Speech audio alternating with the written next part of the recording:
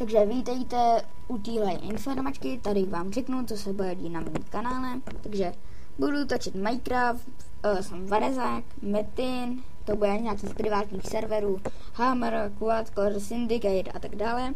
Pak sám, to bude z mýho vlastního serveru s hostingem. Pak GTAčko, nějaký let's play, tutoriály, Cinema 4D, Photoshop, až po nějaký hacky. Pak budu vydávat videa v pátek, úterý a tak dále. Když bude hodně odběratelů, tak zvýším třeba obden. Ale když bude hodně heaterů, tak skončím s natáčení. Třeba když bude u videa 15 dislikeů, že jo? Což nemá cenu. Pak jsem grafik, takže bych vám mohl udělat intra nebo design, ale chtěl bych požadovat, abyste tam dali, abyste uveřejnili, kdo to udělal a tak dále, abyste si to nepřivlastnili. Jinak multiplayer nebudu natáčet, protože nemám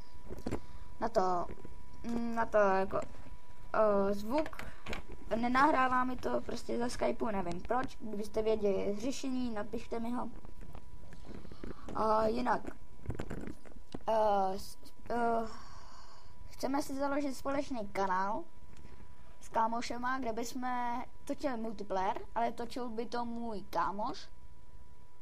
Takže bych vám o tom už řekl, ale nevím. Jinak moje přízdivka je Chrom. To jste si asi toho všimli. A vím, že jsem malý děcko a že budu mít za to milion dislikeů. Vím to, no. Ale snad ne. No, já myslím, že jsem řekl vše. No, tak by to mohl být konec. Takže čau.